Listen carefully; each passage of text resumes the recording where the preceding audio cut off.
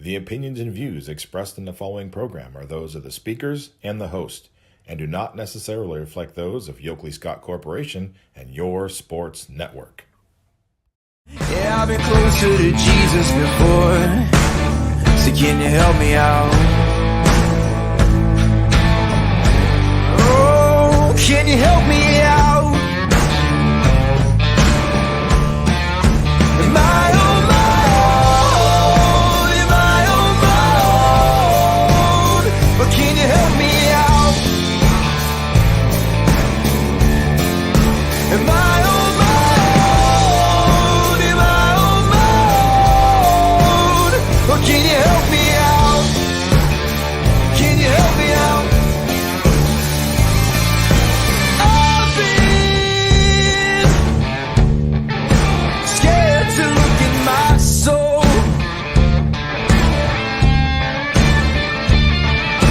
I've been afraid I would follow the road. Yeah, afraid of the things I've been told. Hello, everybody. Welcome inside a Friday episode of Running Point on YSNLive.com. Brought to you, as always, by our good friends over at Greenwood Chevrolet in Austintown. I'm going to go ahead and put their logo in the top right corner so you know where to go if you're in the market for a new or used vehicle. It is Greenwood Chevrolet in Austintown right there. So, man, they go the extra mile for you. We try to do the same here on this show every single day, and we continue to do so today. It's Friday football. It's playoff time. Regional semifinals on tap tonight. Can't wait. We're going to preview that. We're also going to probably have time for a couple of more basketball previews as well on this episode of Running Point. Full disclosure before we start, gotta say this. My dog is in my room. My mom is having someone look at the car outside. He can hear him outside.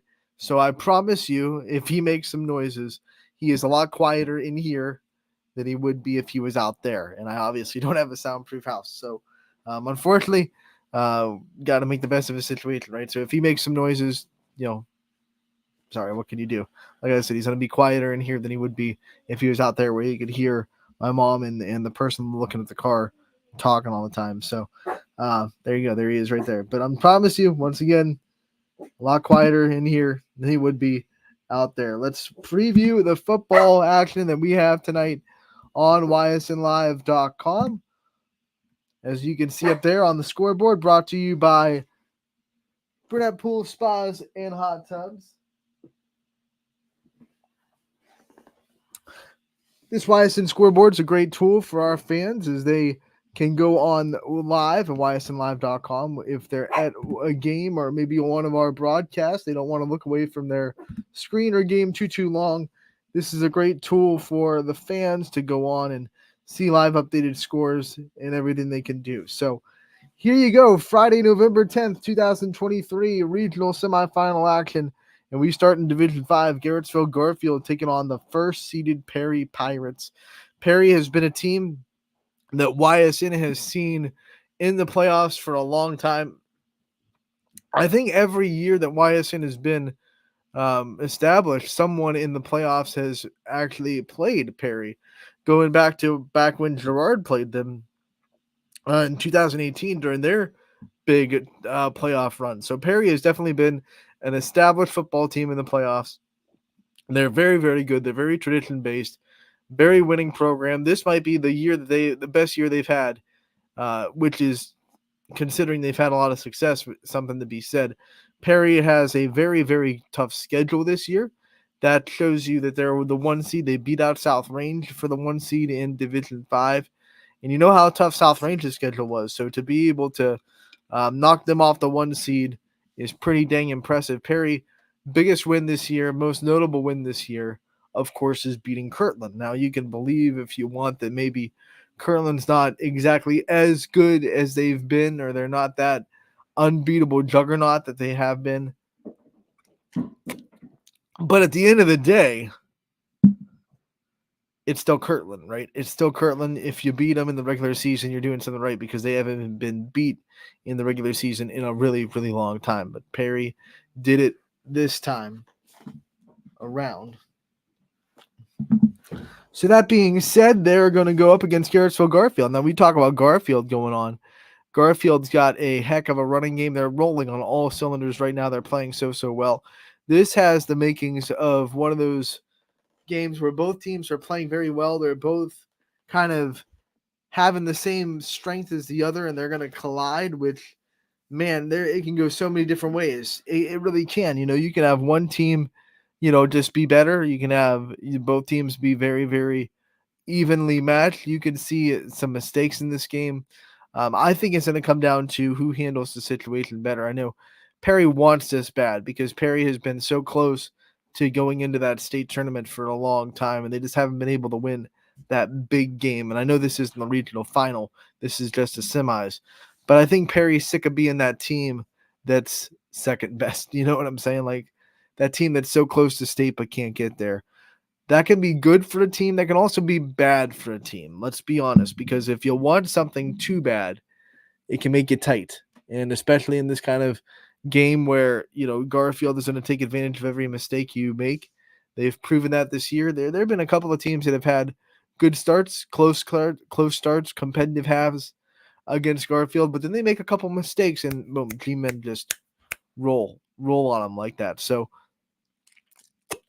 in a playoff game like this, sometimes if you want it too bad, you make the game bigger than it is, and then all of a sudden those mistakes get very magnified, and all of a sudden you start playing tight. You start trying not to make mistakes instead of playing to win.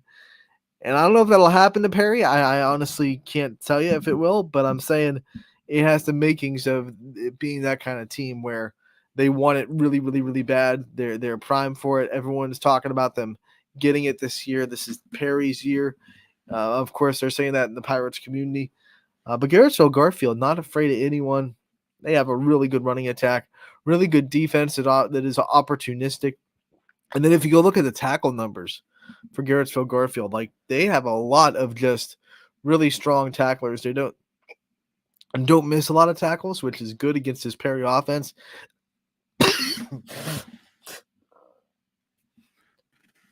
Excuse me. Good against this Perry offense. You don't want to give them more than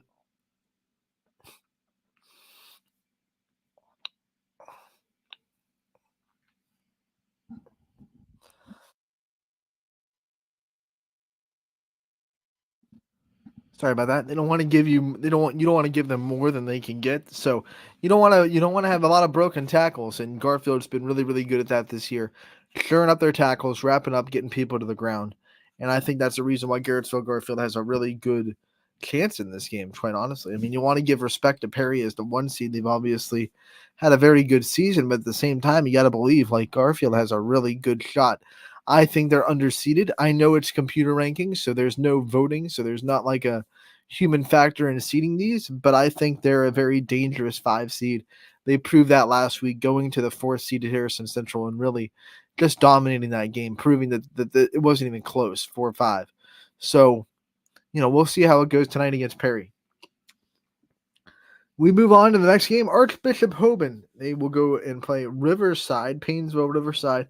Hoban, obviously the 1 seed. They're the favorites in this game. So we go from a team that is playing the 1 seed to a team that is the 1 seed. And when you look at this game, I think Hoban, I think that loss in the end of the regular season was the best thing that could have happened for him. Because you look at the first 2 weeks of the playoffs, man, are they fine-tuned, focused, lasered in to what they want to do. Not saying they weren't in the regular season, but after things started to go their way again and again and again and again and again, I think maybe in that last regular season game, they could see the promised land a little bit and got a little bit ahead of themselves, maybe a little bit. So they took that loss. It was a good game, 14-7, and they just kind of absorbed the loss and went right back to it. And now they're a team in the first 2 rounds of the playoffs that look very focused, very locked in. And it's going to be really hard to upset Hoban today if you're Painesville Riverside. We go on to Ursuline, and this is a familiar opponent in the playoffs. I mean, it seems like VSAJ, excuse me. No, I said it right the first time. Sorry. Villa Anna St. Joe's. It seems like they're always a team that is just, sticking in the playoffs, just like Perry. Always there, always consistently good. Traditional program, hard to beat. I'll tell you what, Ysn has to have a little bit better offense than they did last week. I give a lot of credit to Canfield, but at the same time, like, you got to execute. I said it against. I said it on Wednesday with Scotty when he was asking me about the games, and I said, yes, Canfield's defense played really, really well. They had a good game plan, but at the end of the day, there are still things that Dan Reardon is going to look at that film and say, we didn't execute this, we didn't execute this, we didn't execute there. No matter how good a defense is, it always comes down to how an offense executes, right? You very rarely see an offense execute perfectly and then the defense still able to stop them. That doesn't happen too often. Usually, it's a good mixture of a defense forcing the offense to not be able to execute their scheme because of what they're doing. So for Ysn's offense, they got to get a lot better execution on offense. They really do. A lot better execution. They pulled off that last drive, but they were dangerously close to being knocked out of the playoffs super early last week against Canfield. And I think it was a culmination of they wanted it, like we talked about with Perry. Ysn wanted that game bad. Canfield was the team that knocked them out of the playoffs last year. I think they had Canfield circled for months and months and months, going back to the winter lifting in the weight room. I think they had Canfield probably circled on the dumbbells in the weight room for Ysn. So maybe a little bit of wanting it too much, but still, you watch the film and there are several things that it's like you just didn't execute there. You just didn't get the job done in that particular play or that particular block or that particular read. I think things like that, Ysn's got to shore up a little bit because it only gets harder. So you can't really escape every week. You can't escape that kind of lack of execution. I will say that Ysn's defense on the other end played pretty dang well too. I think we got a very clear reminder that this defense is very good. A lot of people talk about Ysn's offense, rightfully so. Very good on the offensive end. But at the same time, like, their defense can go and win games. And it takes a lot of pressure off that offense to know that, hey, if we're struggling, our defense can get it. Our defense can handle it.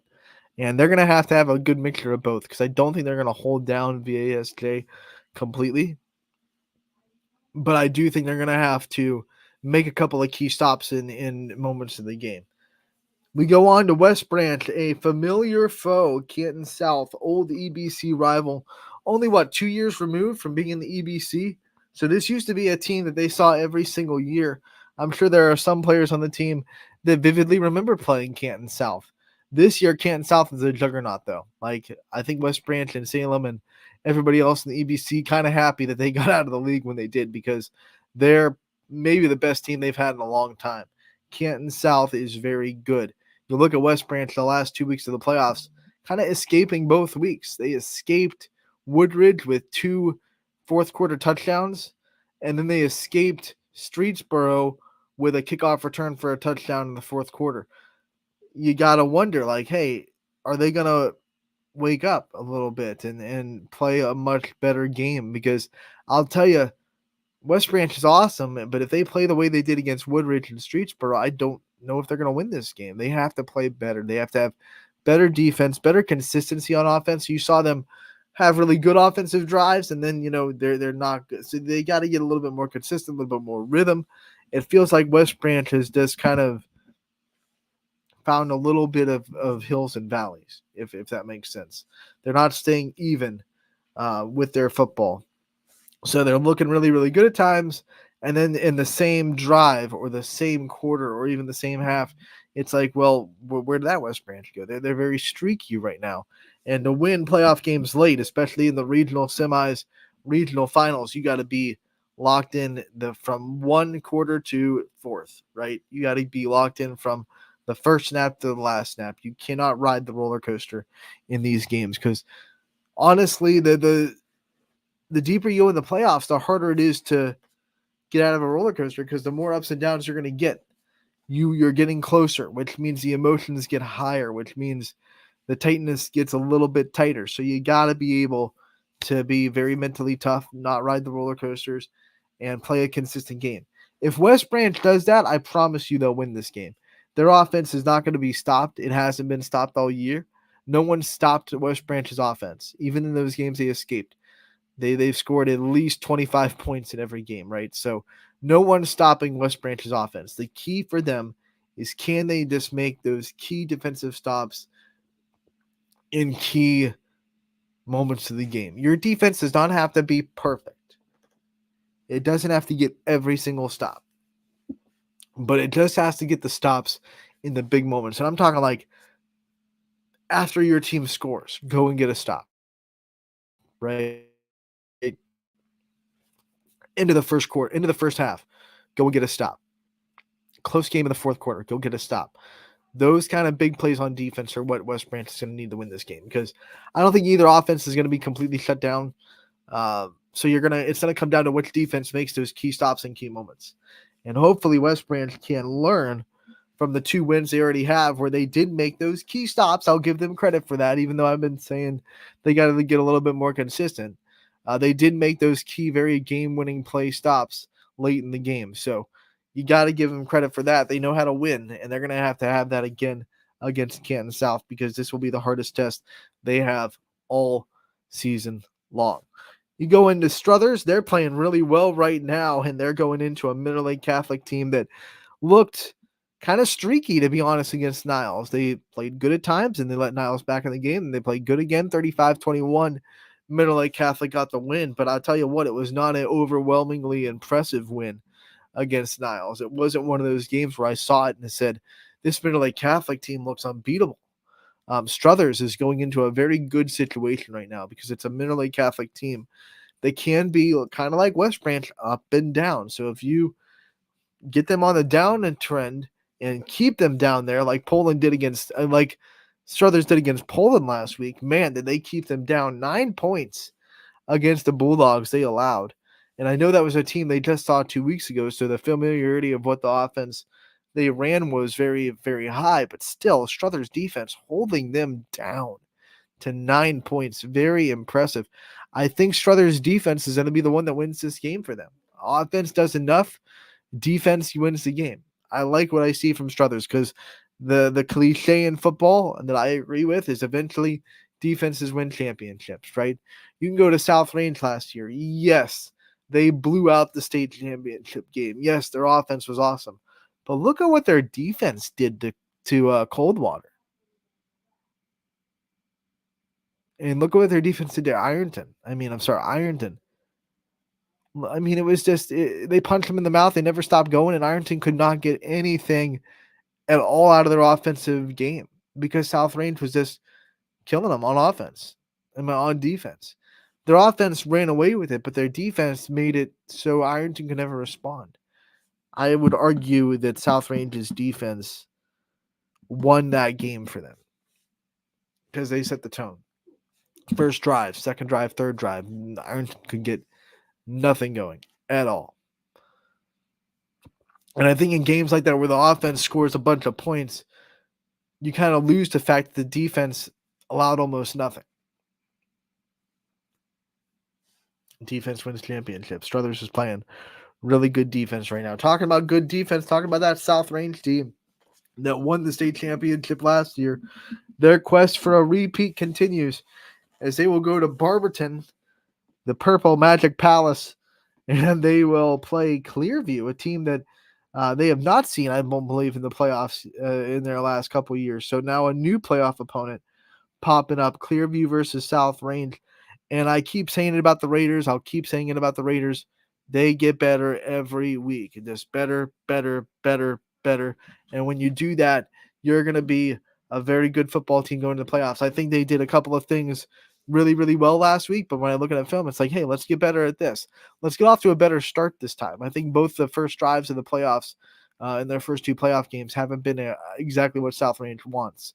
So let's get off to a better start. Let's have that first drive. Let's have those first 15 plays that are scripted out. Let's execute those and set the tone really, really early with our offense. Things like that South Range can continue to get better and better and better at. I love watching this team this year, because it feels like every week when I see something, it's like they need to get better at that. And then the next week, oh, they're better at that. It happened in the playoffs. Like when you saw them going up against the first round of the playoffs, you said, oh, they need to get better at, stopping the run. They need to get better at containing this offense and being able to grab some momentum early, and then the South Range comes out in the playoff game in the next round. They grab that momentum pretty dang early. They don't let the other team do anything in their first Ridgewood. They don't let Ridgewood do anything in their first drive after a turnover. And then South Range just grabs that game by the throat and just won't let go of it, which is something they didn't really do until the second half in their first round playoff game. So it's like, man, South Range just keeps getting better. So you keep going on, and it's like, hey, some things South Range maybe didn't execute perfectly against Ridgewood. Guarantee they're going to do it this time because that team continues to adjust and adjust and adjust. It's a testament to their coaching staff. Love watching South Range play football this year, and I love they doing a lot of things the same way, but you can tell there are wrinkles in there that they're doing a little bit differently this year on offense that I kind of love seeing as well. So South Range goes into the regional semifinals against Clearview. Middle Ridge in their first ever regional semifinal. We're excited for the Rams, and they have looked very good the first 2 weeks of the playoffs, especially. Let's go back to defense, right? Their defense has looked phenomenal in the first 2 rounds of the playoffs. They haven't given up more than 10 points in the playoffs yet this year. Oh, my word. Like, Rams, if you keep doing that, this Mogador team is not built for comebacks. So if you get that early lead and you put your defense in a position where they can get aggressive and they can penetrate that offensive line and they can make things really hard for that running style offense, man, you can do a lot of good things. You can do a lot of good things. Look at what they did against Rootstown last week. 17-9. They let Rootstown just continue to just turn their wheels and bash their head against the wall, trying to do the same thing over and over and over again. And Middle Ridge just kept stopping them, kept stopping them. I love their defense right now, playing very, very well. And yes, Mogador is a very good football team, but look at their offense. They're not world beater juggernauts. Mogador wins with defense and slowing the game down, right? So I think Middle Ridge proved last week against Rootstown they can win that kind of game. 17-9 was not high scoring. They didn't have a lot of offensive possessions. They made the most of the ones they did have. And their defense came up and made stops time and time again. So I think Middle Ridge actually looks pretty good in this game, considering the way they played last week. I think that style of football against Rootstown is really going to prepare them for tonight against Mogador. I'm very high on Middle Ridge right now, and I think they're primed for an upset. Lowville going to Danville, and man, Danville's looked very, very, very good their first 2 weeks of the playoffs. I think this is a very tall mountain to climb for Lowville. Danville has given up a total of 13 points in their first 2 rounds of the playoffs, and they've won 51-7 and then 35-36 or 35-7. I mean, it's been Danville's show in the first 2 rounds of the playoffs, and that was a very good Springfield team that they beat last week. A Springfield team that honestly gave Lowville some problems and was a really good game against Lowville. So, I know you can't take one game after another. Matchups are matchups. So, but the casual football fan will probably look at those 2 games and go, well, Springfield played Lowville close and then got, beat up by Danville. So that would, football math would say, oh, Danville's a clear favorite in this game. They're a favorite. But what I think they don't say is the fact that Lowville's defense is playing really, really well in this playoffs. Look what they did to Western Reserve. That's all you have to know. I mean, Western Reserve was a team that beat them earlier on in the season. And that tells you that matchups, you can't take one game and define a whole team by that one game. So just because Lowville played Springfield close and Springfield lost by a lot to Danville does not mean that Danville is that much better than Lowville. And I think that Western Reserve game proves it. That was probably the best game complete on both sides of the field that Lowville has played all season long. They're going to need it again, that's for sure. They're going to need that kind of effort. They're going to need both sides of the field to be playing really, really well, offense and defense. Force some turnovers, take advantage of them when you do, and don't make the mistakes that cost you football games. That's going to be Lowville's key against a very good Danville team. Last but not least, we have Mohawk. They are continuing their playoff run against Imani Christian. And Mohawk looked very good in round 1. They seem to be world beaters right now. If they play like they did last week, it's plain and simple. They're gonna win. They're gonna win that game. I think they're the clear favorites tonight. Remember, they're about a round behind, so this is still a game where a team that this, quite frankly, doesn't match up with Mohawk is going up there to play them. So I very much expect Mohawk to come away with this one.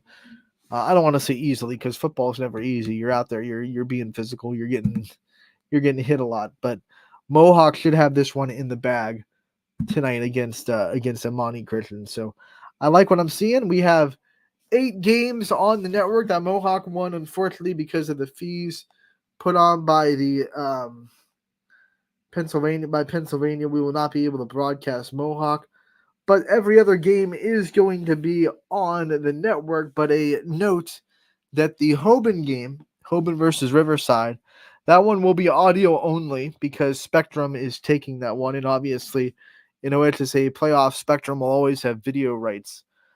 So when Spectrum goes, we have to do audio only. So good news is for you fans, that game will be free. Unfortunately, we can't bring the video. So make sure to still hear Ty Bartell and Mike Ackelson. They'll be there in Twinsburg for that one, audio only and free because it's audio only. We're not going to make you pay for that one.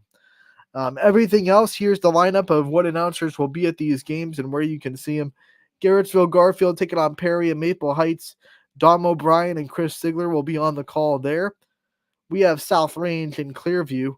That one in Barberton, DJ Oakley, Gary Altizer, Handy Hake, and Chris Colucci all going to be there. A 4-man crew for South Range versus Clearview. Lowville versus Danville. Eric Hughes is going to be matched up with Ian O'Brien. That's going to be a fun call on their end. I don't believe they've called the game together before. If they have, it's been very scarce, and they're both high energy broadcasters. So this one should be fun in Lowville. I should say in Perry for Lowville. That's Maslin Perry, by the way. That's where Lowville and Danville are playing.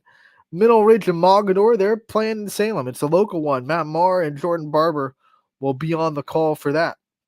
As we said, Ty Bartell and Mike Ackelson will be in Twinsburg for Archbishop Hoban versus Riverside. That one will be audio only. Struthers versus Mineral Lake Catholic happening in Berkshire. Steve Hodge and Tyler Hartz on the call for that one. Ursuline taking on Villa Anna St. Joe's. This one going down in Marlington. It will also be audio only because of Spectrum, of course. And Tim Corso and Julian Johnson will have the call for you there. Last but not least, West Branch versus Canton South. Michael Janaki and Chris Filek going to be on the call there. 7 o'clock is your start time. Going down in Louisville. And that'll do it for the broadcast going on tonight for playoff football.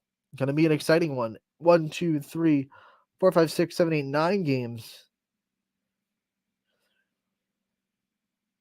8, sorry.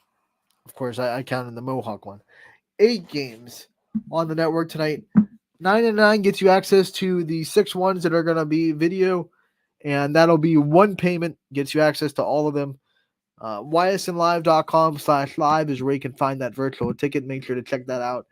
And don't miss a minute of the playoff action. We're excited for it. We know you guys are too. And going to be a fun time. We're going to take a break. And on the other end, we're going to have some more basketball previews on Running Point, brought to you by Greenwood Chevrolet in Austintown. 21 News delivers the news as it happens, using the latest technology from where it happens. Live here outside the Mahoney County. On air, online, Wednesday afternoon weather update. Very dangerous. and on the 21 News social media platforms. I'm on the road right now. 21 News, the Valley's only locally owned source for trusted news since 1953. Craftsmanship to us is 60 years of pride and dedication. Passed down from generation to generation. The hardwood floors that your kids take their first steps on. The solid wood doors you quietly close at night. The things we create day in and day out are the products that end up turning your house into a home. At Baird Brothers Fine Hardwoods, uncompromising quality and craftsmanship built our business. And it will keep us moving forward for generations to come. Going the extra mile at Greenwood Chevrolet means we want to take care of the community that takes care of us too. And we have to work together always. And that's how you stay in business for 40 years. You know, I love being a helper because when I help somebody, it makes me feel good. It means a lot that I can make a difference in others' lives. So I will do everything I can and just being there for them every step of the way. I want them to know within the first 5 minutes that they could depend on me. That's what going the extra mile means, only at Greenwood Chevrolet. Before the lights come on, before the workday begins, before a long day is ended, or it's time to have fun. It all starts with the people at Joe Dickey Electric. From replacing a light fixture in your home to building a substation for your business, no job is too big or too small. The people of Joe Dickey Electric power them all. Joe Dickey Electric, over 60 years of powering the Mahoning Valley.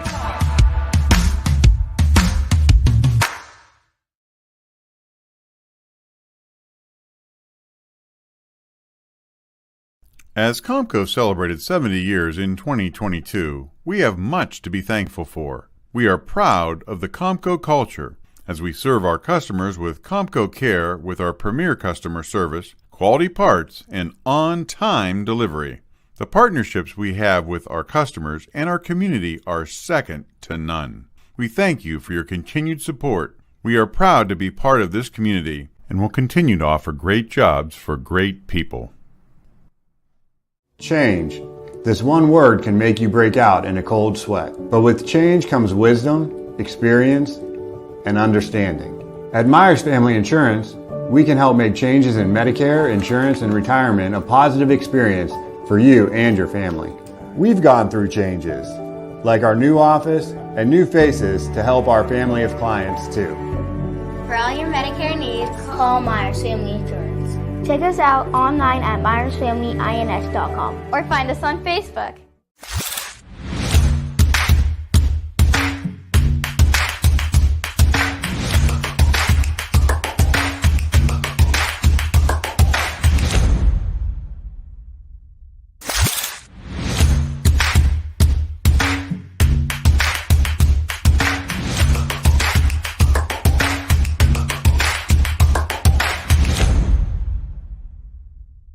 Your culinary adventure awaits at Legends Food and Drink. Experience a welcoming ambiance while you explore our appetizing menu featuring over 20 meals under $20 and over 30 lunches for $12 or less. Our private dining room seat between 10 and 20 at no additional cost. And don't forget our spacious 35-seat bar for your favorite sporting event. Book your special occasion in our elegant banquet room that seats up to 150 comfortably. Legends Food and Drink, a taste you'll remember. Market Street and Route 224 in Boardman.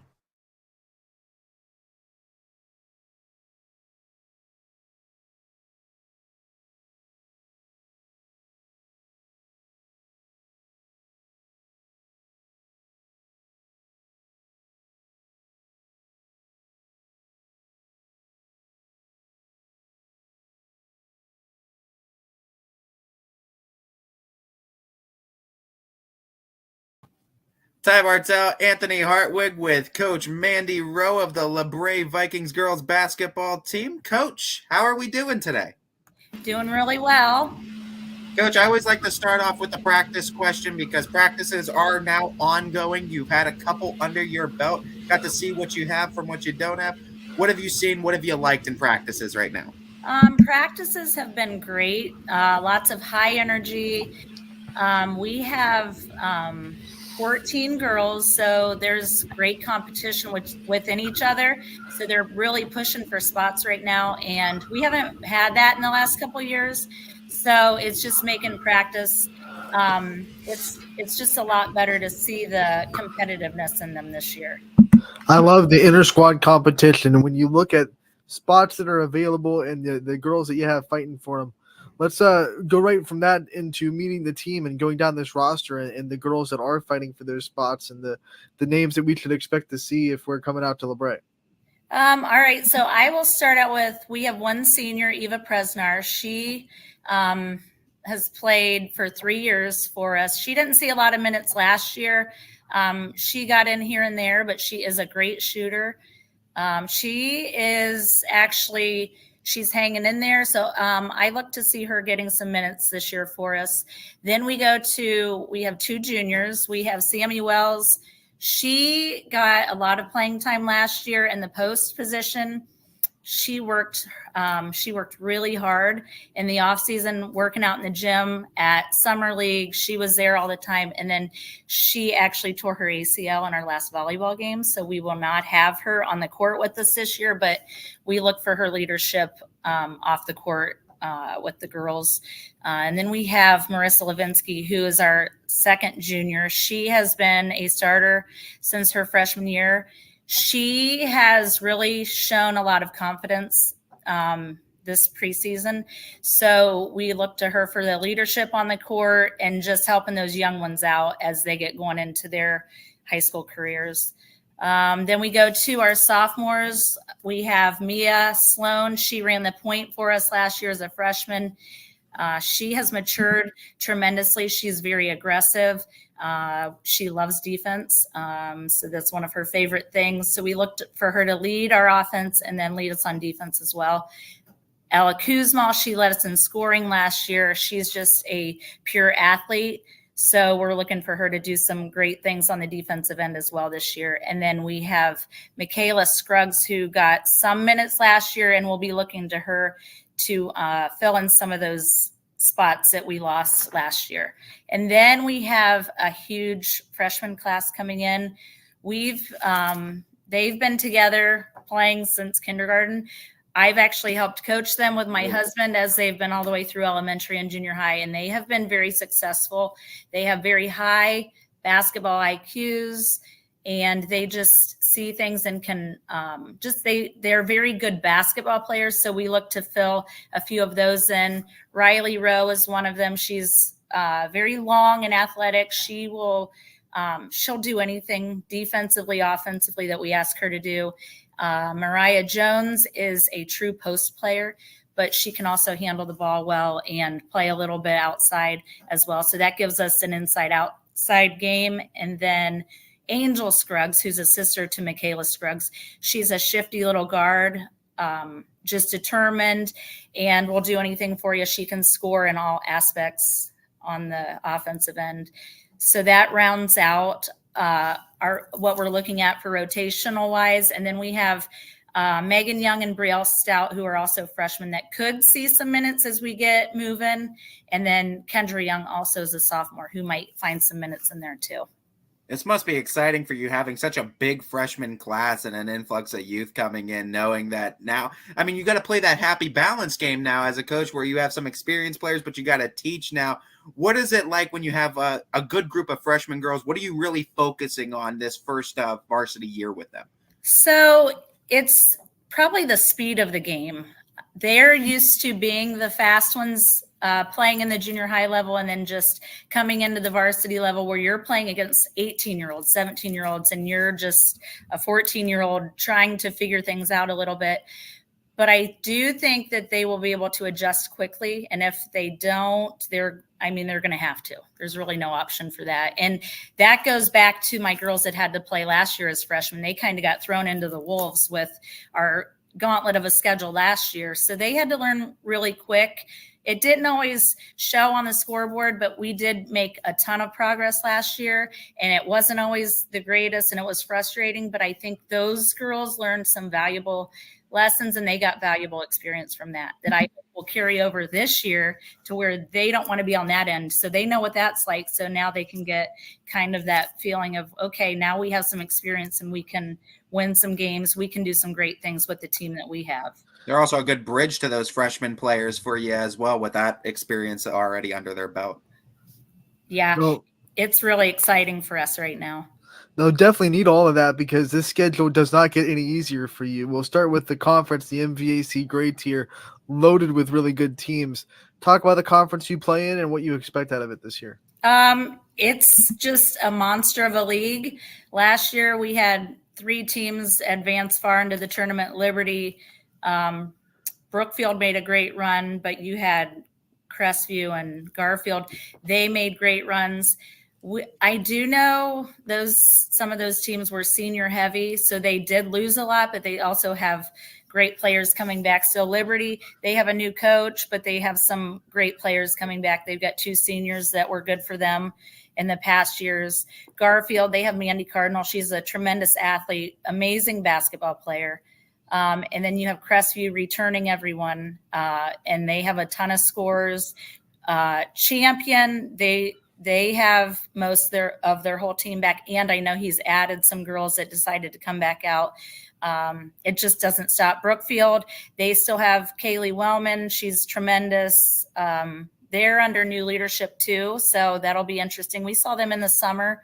They'll compete very well. And then Camel, they have a new coach, and I've known her for a few years coaching against her at the junior high level, and I think she'll do a great job with them. And then Newton Falls, they're always prepared. They're always ready to go. They don't like to deviate from their system, and Coach Baker does a great job with them over there. So there's no easy path in our league this year. You talk about the tremendous post players like Easter Day from Champion. You got Lavraine Gaskins from Crestview, just to name a few. Mandy Cardinal from Garfield. Have you ever remembered it having this conference having so many rich post players that you have to go up against game in and game out in the conference? No, I'm actually excited that I finally have a true post player. I haven't had one in about 4 years. That was when we made a nice tournament run and had some great seasons. So it's nice to be able to do some different things with our offense and our defense with that. But our true post player is just a freshman, and she's very strong. But those girls she's going to be playing against are a couple years older than her. So she's going to have her work cut out for her. Valuable experience, though. Valuable experience. Coach, we talk about the conference and how tough it is, but you've also loaded your non-conference schedule with plenty of challenges too. Who are some teams that pop up outside of the MVAC that you're really excited to test yourself against? So we open up with Heartland Christian. We were supposed to play Southington, and they had some injuries, so they had to just go with league games this year. So we were able to pick up Heartland Christian and Grand Valley. I haven't seen Grand Valley in a couple years, but I do know that he has a lot of returners coming back. Heartland Christian, Coach Lib, he does a great job with them. We scrimmaged them last year. He's a good friend of mine. I know he has a vast wealth of knowledge in the basketball area, and he's just getting those girls to work. We've got Girard, our second game. They're under new leadership, so that'll be interesting to see what he does with them. I know he'll do a great job, but they've got a couple girls coming back. And then I know he's building because he lost a lot of seniors. So not sure what that'll look like. But it'll be good for us to compete with those teams. And then we see Niles. He's done a nice job with those girls. They had a good season last year. So yeah, it's going to be fun. Coach, I always like to talk about the staff as well, because I know head coaches can't do it alone. You need a good group around you. What's the staff look like for the Vikings this year? So I have Rick Aldridge. He's my JV coach, but he's been with me since I took the job over. He has a wealth of basketball knowledge. He tweaks a lot of our offensive sets, and he's got tons of ideas of what we can do here, or let's fix this. So we're always bouncing ideas off of each other. And then I have Todd Rowe. He's my husband. He's coming up from the junior high. He'll be my varsity assistant. And he does a lot of the shooting drills and the individual work with them, like before practice starts and stuff. And he's the fun guy. He's the buffer guy. When we get on the girls, when Coach Aldridge and I get on the girls, he always has to throw in a joke. And then I'm like, what are you doing? This is supposed to be a serious moment here. But he lightens the mood up for them. He makes it a lot more fun in practice for them. He brings the candy, brings the donuts. But he does. It's fun. It's nice having 3 people in the gym this year. It's an extra set of eyes on a good old good cop, bad cop routine. Yeah, you know? There you go. Oh, and I will say my junior high coaches, I have Alexis Huscroft and Jenna Repart. They are fresh out of college, and Jenna's still in college. So they're brand new to the coaching world, but they played under me. And so I'm happy to have them back in the program, giving back. And they're seeing what it's like on the coaching side instead of the players' side this year. what's it mean to you that you've coached girls that want to come back to you and they want to come and help your program where it is now, and you've seen them on the player side, now you get to see them on the coaching side? Oh, I love it. And I just laugh when they come to me and they're like, what do I do? And it's funny because I'm like, oh, don't you remember you were in this position once? But I love the relationships that I've built with the girls when they come back in, or I can just mentor them. It's just a great feeling. Coach, my final question for you today, it's the theme I'm doing for all coaches this year. It goes back to the love of the game that brings us back each and every season, no matter our role in the sport. Where did the love of the sport of basketball begin for you? Oh, wow. That's a big question there. That's a loaded one. I would say, I started playing down at our local YMCA in second grade, and my dad was a coach. He coached high school boys, high school girls. So I was always in the gym, a ball girl. He always had me up there with my brother and sister on Sunday nights, shooting and just going to basketball games, going to college games. I don't know. I played in Northwest Ohio, which is rich in basketball, and girls' games would sell out as much as boys' games. So it was such a great feeling. You'd have packed stands, and I don't know, it was just fun. And then college was fun. I've just had so many different stepping stones in basketball that it's just been great.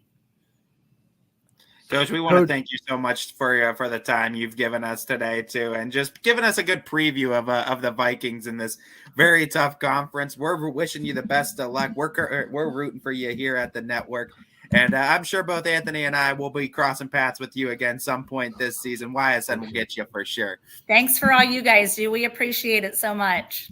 Well, we appreciate you just as much, Coach. This has been a first edition of Coach's Corner with the LaBrave Vikings girls basketball head coach, Mandy Rowe.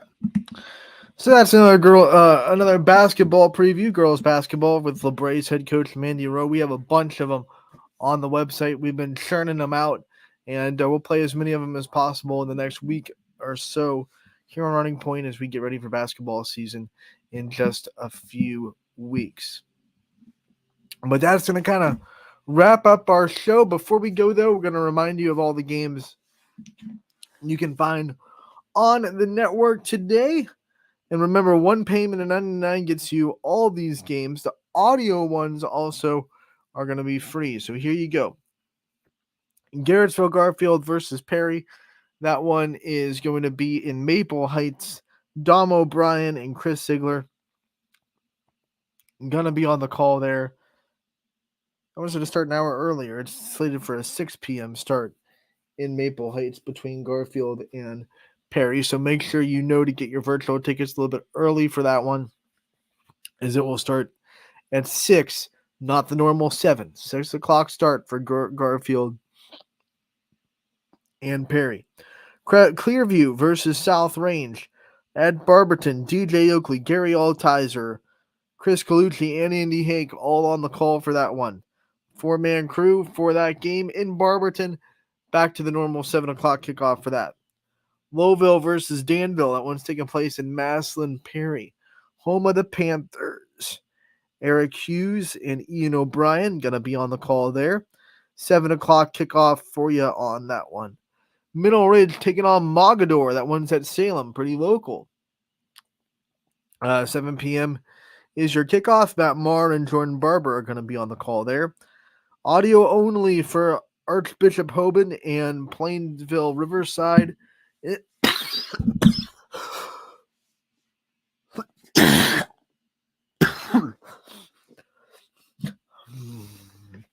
Excuse me.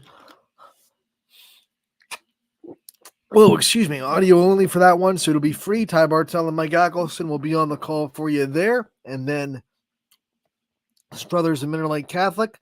That one will be at Berkshire. And Steve Hodge and Tyler Hart's going to be on the call there.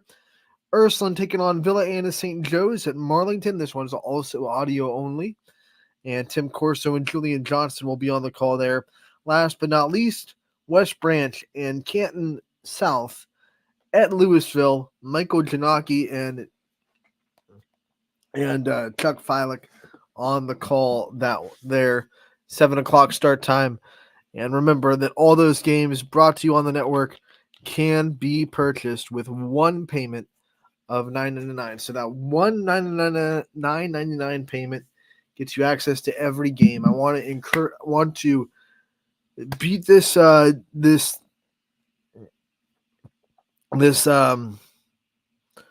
idea home. If you're not paying $9.99, it's not us. Don't, there are pop-ups, there are links in our comments. Don't fall for those. It is either $9.99, it's either one payment, or it's not us. You don't have to subscribe. You don't have to do anything except follow the instructions on the virtual ticket. You go to ysnlive.com. Go to live games. You hit the game you want to see. You see the little green button that says purchase your virtual ticket. You do that. You follow the instructions there. When you get the playlist, this is something that people have been having a little bit of trouble with. So when you purchase and you see the window pop up, it'll be a YSN logo with a play button with a red arrow pointing to the playlist. You have to find your game on the playlist and hit play there. If you hit play on the main home screen, it won't play a game. So make sure you hit playlist and you scroll, you find your game. That's the only way to watch tonight. That's how it works. So some people have been hitting the play button on the home screen with just a YSN logo. Nothing pops up. They get frustrated. They message us. You got to pick a game on the playlist. There's instructions on that screen. Follow them. There's also a big red arrow that's pointing to playlist. So make sure that you get all that squared away. That is why it is a good idea to buy these virtual tickets a little bit early. Our broadcaster should be starting their broadcast a little before 7. So if you purchase it at 6:40 and you pop in, there should be a video up that you can see, okay, this is working. So that should be fine and dandy. Enjoy all the football action that is happening tonight. We will be back on Monday for a recap of all of it on Running Point, brought to you by Greenwood Chevrolet in Austintown. 1-2 on Monday. Have a great weekend, everybody. And